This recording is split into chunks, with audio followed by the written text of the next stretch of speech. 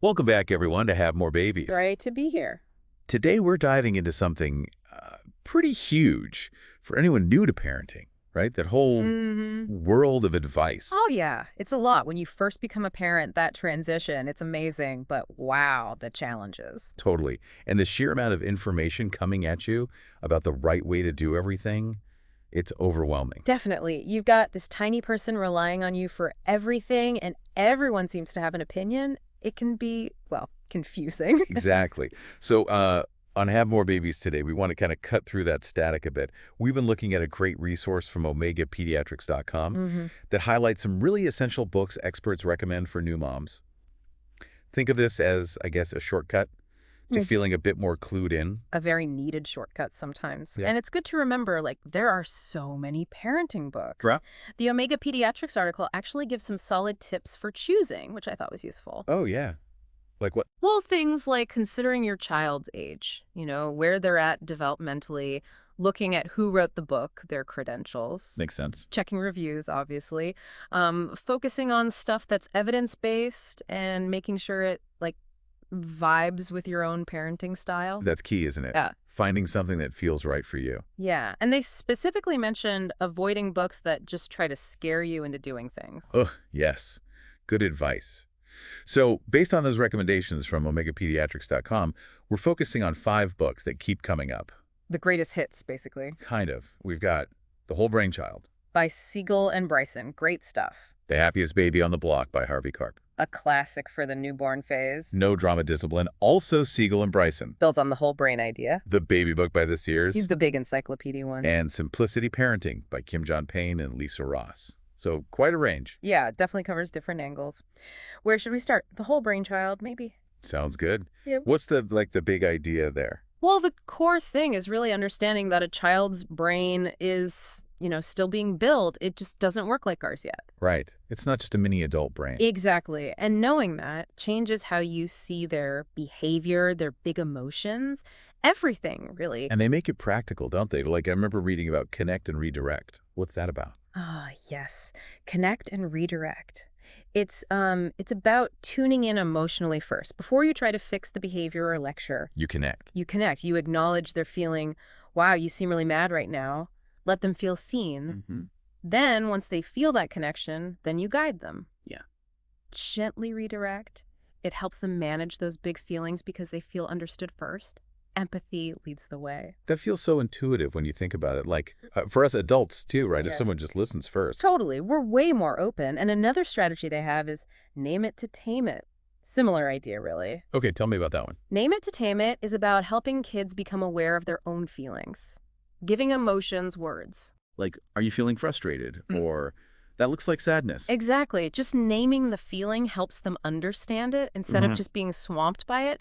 It actually brings the more thinking part of their brain online, Oh, interesting. which helps dial down the intensity. It's building emotional intelligence, basically. And both of those rely on the parent staying calm, I guess, which leads to another one. Engage, don't enrage. Right.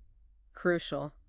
Our reaction as parents is huge if we meet their chaos with our own anger. It just escalates. Usually. Yeah. And it damages that connection you're trying to build. So engage, don't enrage is about trying to approach things with curiosity. Like, what's going on for you right now? Instead of just reacting. Exactly. Try to understand the need behind the behavior. It makes kids feel safer, heard, and more likely to actually learn something from it. Okay, good stuff. Let's switch gears to those super early days. The happiest baby on the block. This one feels almost legendary for new parents. It really does. It's often seen as like the manual for calming a crying newborn. Harvey Karp's big thing is the 5 S's. All right, the 5 S's. Remind us what they are. Okay, so it's side or stomach position, but only for calming, never for sleep. Very important. Got it.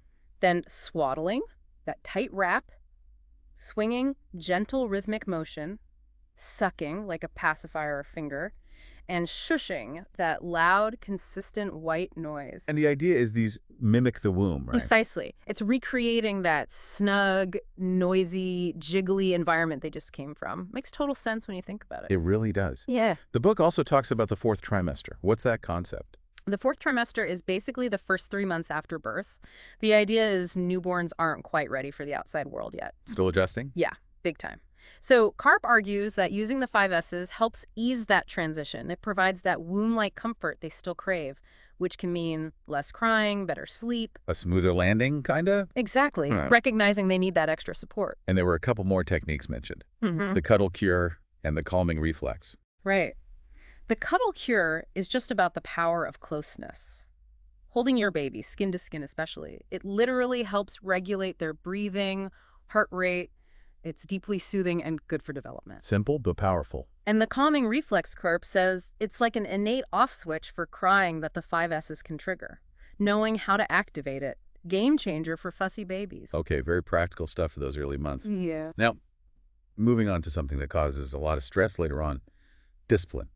No drama discipline. Yeah, Siegel and Bryson again. And it's a really different take, isn't it? Not about punishment at all. Right. What's the main philosophy? The core idea is that discipline should be about teaching, connecting, seeing mistakes not as crimes, but as chances to learn. Opportunities to teach emotional control and stuff. Exactly. It's about nurturing the child's developing brain for the long haul, not just stopping bad behavior right now. And they have those 4 components of discipline, I remember. Connection, again, being tuned in emotionally. Communication, really listening, validating feelings. Redirection, guiding towards better choices after connecting. And reflection, helping the child and yourself think about what happened and why. So it's a whole process, not just a consequence. Right. It's building self-discipline from the inside. And they offer a no-drama discipline toolbox with practical ways to do this. Like what kind of tools are in there? Things like active listening, really hearing them out, validating feelings, even if you don't like the action, setting clear limits, but respectfully, and involving kids in solving the problem. Makes sense. Collaborative, almost. Yeah, definitely. Okay, now for the big one. Maybe. The Baby book by the Sears. It's supposed to be super comprehensive, right? Yeah. Birth to age 2. Oh, it is. It's like the encyclopedia. If you have a question about feeding, sleeping, diapering, milestones, common illnesses, chances are it's in there. A real reference guide. Totally. And their overall approach is very holistic. They really emphasize responsive parenting, attachment parenting. Can you unpack attachment parenting a bit? What does that look like according to the Sears? It's about creating a really strong, secure bond. Practices they advocate for include things like breastfeeding, responding sensitively to cries, co-sleeping done safely, of course, and baby wearing.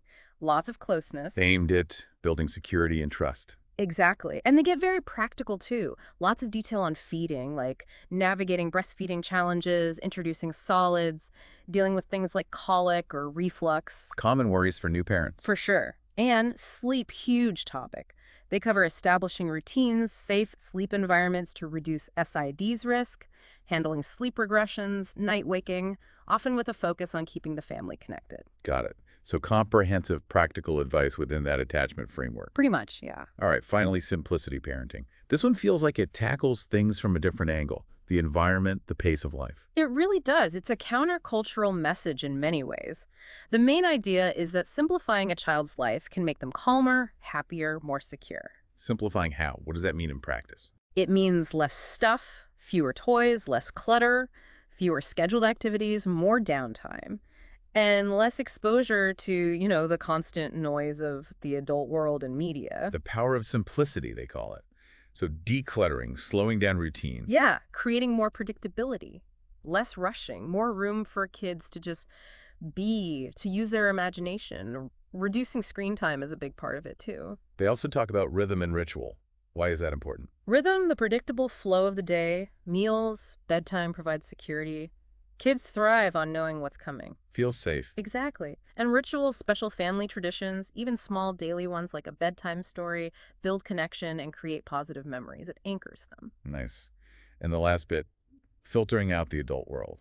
That's about consciously protecting children from adult stresses and information they're not ready for. Like not having the news on constantly or discussing worrying adult problems in front of them. Right. Creating a bit of a sanctuary at home where they can just focus on being kids without carrying the weight of adult anxieties. It's about preserving childhood innocence in a way. Wow. Okay, so across these 5 books, even with different focuses, there are common threads, aren't there? connection, understanding the child's perspective, creating that nurturing space. Absolutely. And like the omegapediatrics.com article points out, just having access to this kind of knowledge, these strategies, can be a massive confidence booster for new moms. Totally. It gives you tools, frameworks, helps you understand what's going on with your little one. Yeah, understanding their development, fostering that bond, having actual strategies for discipline, it makes a difference. And honestly, just reading this stuff can feel supportive emotionally. Parenting is tough. It really is. So for any new parents listening who feel like they're drowning in advice, Yeah. maybe start here. These 5 seem like a really solid foundation. Agreed. They offer so much valuable evidence-based insight. And definitely check out omegapediatrics.com. Seriously, if you want more detailed info on child development, parenting strategies, any of this stuff, it's a fantastic resource. It really is comprehensive and reliable.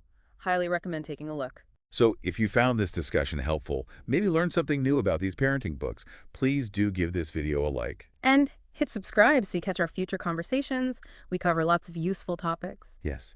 And please share this with any other new parents you know. Maybe someone who's feeling a bit overwhelmed right now. It might just help. Sharing is caring, right? Especially in the parenting world. It's kind of inspiring, isn't it? Thinking about all the wisdom packed into these books. Yeah. Just waiting to help guide you on that incredible, messy, wonderful journey of raising a tiny human. That is a lovely thought to end on. Thanks so much for tuning in to Have More Babies. Goodbye, everyone.